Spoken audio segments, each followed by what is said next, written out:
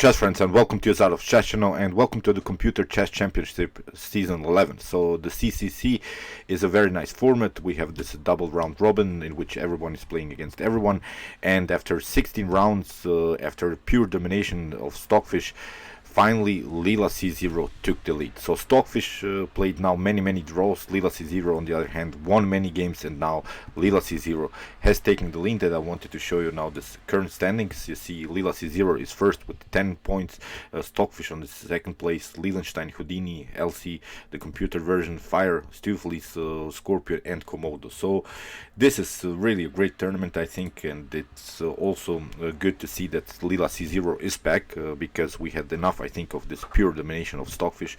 We need a new competitor, we need a new challenger which can really battle against this very nice and very evolved Stockfish engine. So the game that I wanted to show you today, it was a game played by Leela C Zero versus Komodo in the King's Gambit, and I always consider the King's Gambit to be a death opening, because I've seen now these engines always losing when they're playing this King's Gambit.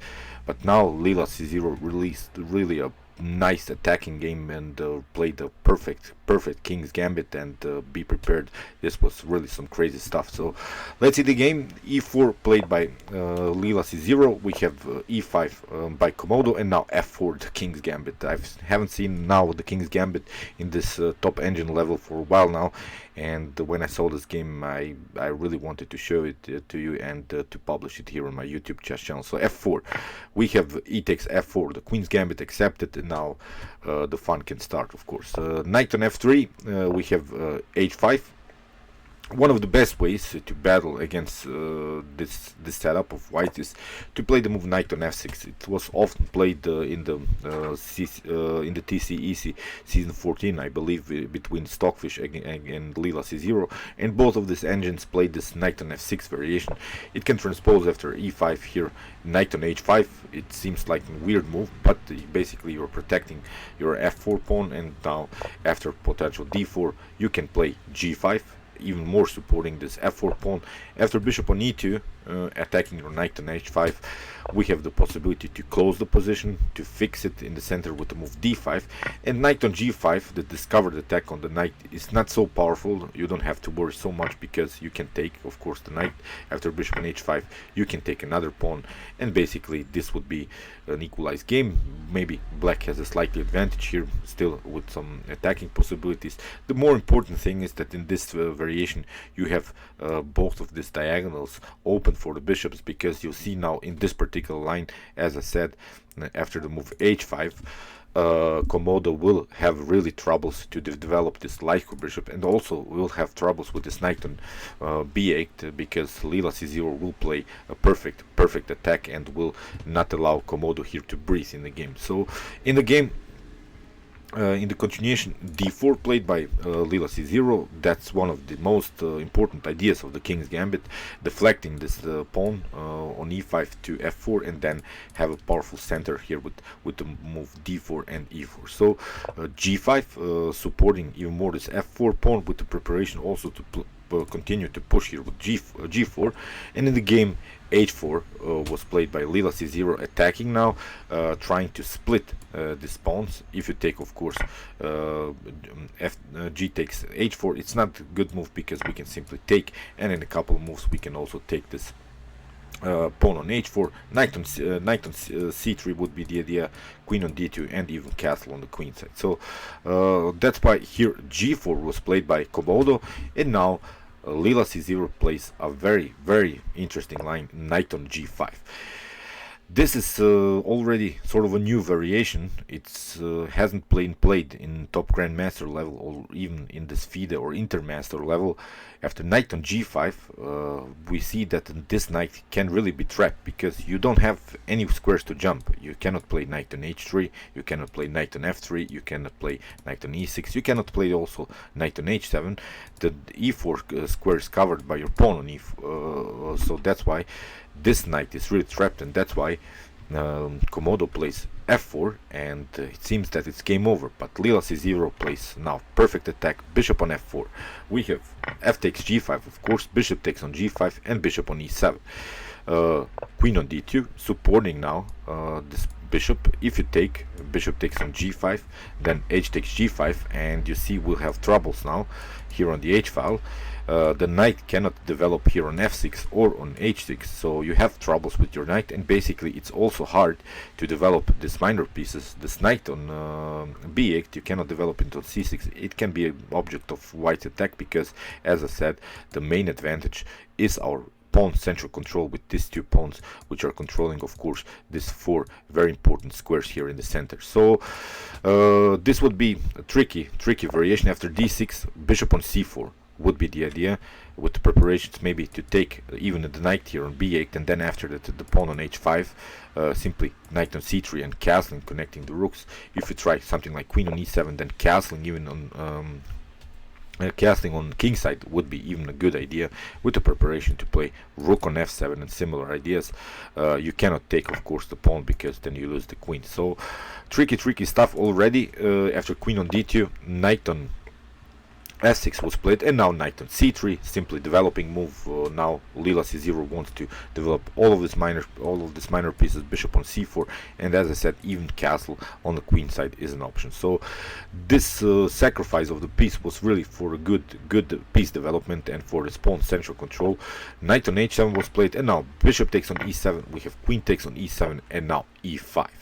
Again, closing the position for the knight, because the knight is again really out of game. You don't want to play something like knight on f8, knight on e6. It again loses some tempos. You haven't developed this three pieces here, and still with the possibility again to play something like d5, again kicking away this knight further if it of course comes on the square e6. So king on d8 was played by Komodo, getting out of this potential e-file mess, because of course the idea can be castling queenside and then try to open somehow with this pawn moves the rook here on the e-file, so it would be very dangerous. Maybe a better idea would have been to play even the move d6, but again it leads to complicated lines. After knight on d5, you see we have here the possibility maybe queen on g7 can be played, and now bishop on b5. It's very tricky. After potential c6, you simply take the pawn on d6 here, and after c takes b5, we have here the fork. You have to move somewhere the king. In the next move we can take out the rook, again castle queenside, and get this rook on the E and F file, attacking this king, and I think this would be a game over here for black. So you see how dangerous this king's gambit is. I try to avoid to play it because basically you have to have a good tactical preparation, and I don't like it because really you have to find the best moves. I like these positional games in which I can maybe try to get an advantage through squares, through pawn breakthroughs and similar ideas. Here this is too complicated to find really the best tactics here, and that's why great game here by Leela C Zero. So king on d8, as I said, knight on d5, attacking the queen, and now queen on e6, and now c4, supporting now this knight on d5. This knight is very well placed. Again, you don't want to play something like c6. You get a tempo. It's not about tempos now, but after knight on f4, again you've taken away this very important square for your knight. You have blocked out further your bishop with this pawn on the like square, so this pieces are again out of game. Again, white gets another decisive tempo. We can play even bishop on d3, then after that bishop on d3, then knight on g6 would be also serious threat. This pawn on h5 is hanging, so I don't know, I cannot calculate of course all of this, but I just wanted to show you this potential weaknesses in black's position. Here of course after knight on f4, I think white has a comfortable game. So that's why after c4, knight on c6, you see Komodo is desperately trying now to develop the minor pieces, and now bishop on d3. Of course knight takes on d4, we have castling. This was again a very tricky move, because here after, if you try something like queen on a5, then rook on e1 is very dangerous. After queen on g3, you cannot take. This is also a very tricky variation for white. You cannot take this bishop on h7, because then you get knight on f3. You lose the rook. You can take of course with the rook, but again in the next move black can take here this bishop. Of course, first we would take the rook on f3, but again this bishop is hanging. We have an advanced pawn. We can even trade off the queens, and I think white has a lost game here, because you're down the rook, and this will be completely winning for black. If you here in this position, if you try queen on c3, then c5 can be played, but now bishop on h7 is a serious threat, because the problem is you cannot take the bishop anymore, because rook on f8 is checkmate. This knight is covering here the c7 and the e7 square, so that's why after queen on c3 you would be forced to trade off the queens after b takes c3 and knight on e6. Again, I think white has a better game. With rook on f7 you can occupy really this 7th rank. Again, the weakness is this h5 pawn. Still the weakness, you see, black will need many moves in order to make this bishop somehow working, and again maybe a threat is knight on f6, then after that playing against this d7 weakness. So that's why after castling, queen takes on e5 wasn't played. Then it was played here knight takes on f3, knight on f3 with this check, and this wasn't the best ideas of Komodo, giving away the knight, because here after g takes f3 we have again g takes f3, but now rook takes on f3.